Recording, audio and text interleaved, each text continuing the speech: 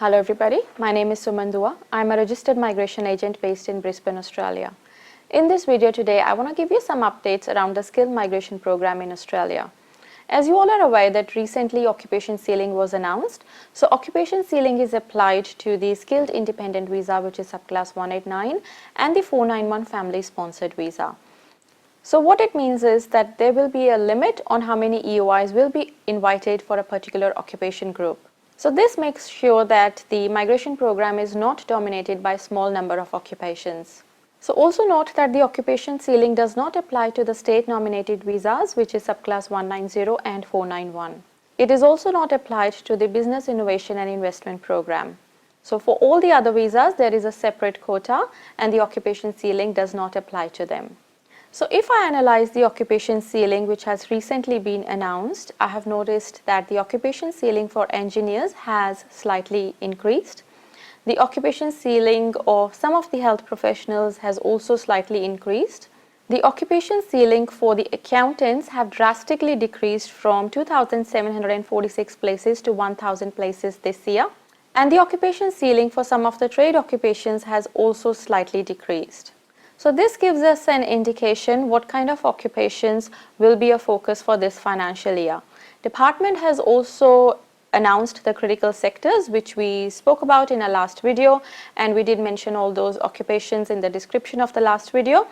They have also given direction to the states which occupations they would like to see in their occupation list as well. Now, department has done 2 invitation rounds so far in this financial year, and we have got the official results for both July and August invitation rounds.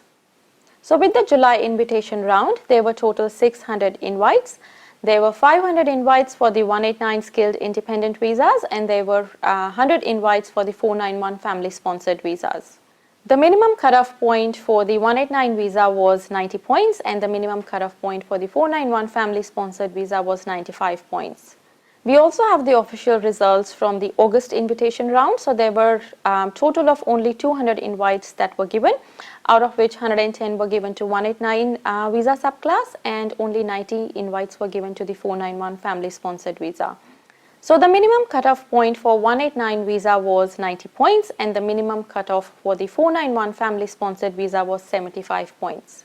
Looks like only critical workers were invited in both the rounds in July 2020 and August 2020. So far we have got 4 states who have come forward and made some announcements regarding the interim allocations that they have been given by the department. We have got Victoria, who has recently announced that they will be opening soon, but their focus will be on onshore applicants and applicants who are working in the critical sectors. South Australia has also made an announcement that they will be publishing their new nomination criteria on 27th of August. So maybe by the time you actually see this video, they have already updated their website with their nomination criteria. And they will start reviewing the EOIs from 31st of August, and they will also start sending invites from 31st of August for subclass 190 and 491. They have also mentioned that from 7th of September, they will start reviewing the intention to apply applications received for Business Innovation and Investor Program, and they will start sending invites to submit the application. In the past, South Australia has invited a large number of applicants for their nomination for 190 and 491.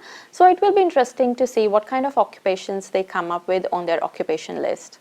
Recently, ACT has also updated their guidelines and they have invited a lot of critical workers and applicants who are already in ACT.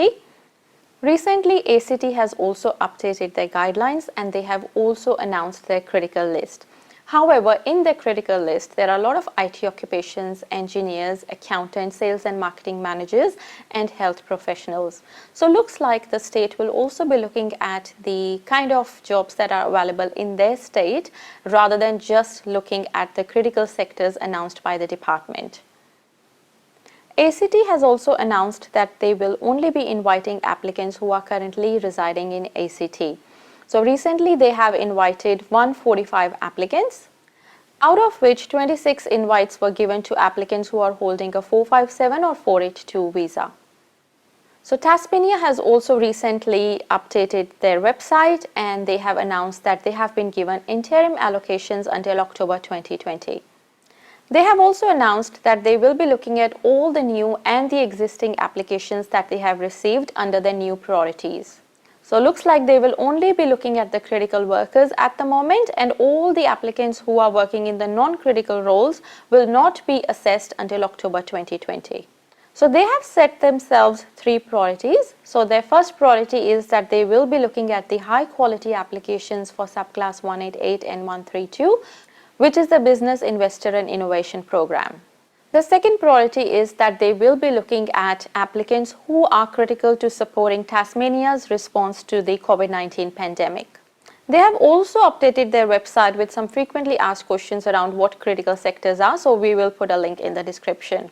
And the third priority is that they will be looking at applicants who are already in Australia in their state and working in the critical sectors. So all the states who have recently opened and have made some announcements, looks like they all will be focusing on the onshore applicants, and all of them will be focusing on the applicants who are working in the critical sectors. So far, we have not received any updates from Queensland, New South Wales, Northern Territory and Western Australia, but looks like they will be making some announcements very soon regarding the new nomination criteria. In the meantime, if you do have any questions around skilled migration or any other visa, please get in touch with us. Thanks for watching my video. I help international students gain permanent residency in Australia in the shortest duration possible. If you wish to stay informed about the Australian migration, you may wish to subscribe to my channel, and if you have any questions, I would encourage you to comment below and I will try to reply to as many as possible.